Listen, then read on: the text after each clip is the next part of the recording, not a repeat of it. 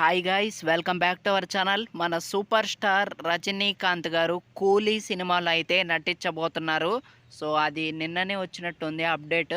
So ఇది చాలా చాలా shocking news and surprising news కూడా చెప్పుకోవచ్చు. ఈ సినిమాలో రజనీకాంత్ గారు నటిస్తున్నారంటే హైప్ మాత్రం వేరే లెవెల్లో ఉంటుందనే చెప్పాలి. ఎందుకంటే ఇటు రజనీకాంత్ గారు నటిస్తున్నారు, ఉపేంద్ర గారు నటిస్తున్నారు, అండ్ హీరోయిన్గా శృతి హాసన్ గారు కూడా నటిస్తున్నారు. సో ఇది చాలా చాలా పెద్ద ఫిలింగా చెప్పుకోవచ్చు. అండ్ మేబీ 1000 కోట్లు ఏమన్నా రావచ్చేమో, చెప్పలేము. సినిమా బాగుంటే మాత్రం ఖచ్చితంగా ఈ సినిమా 1000 కోట్లను అయితే కలెక్ట్ చేసిద్ది అనమాట.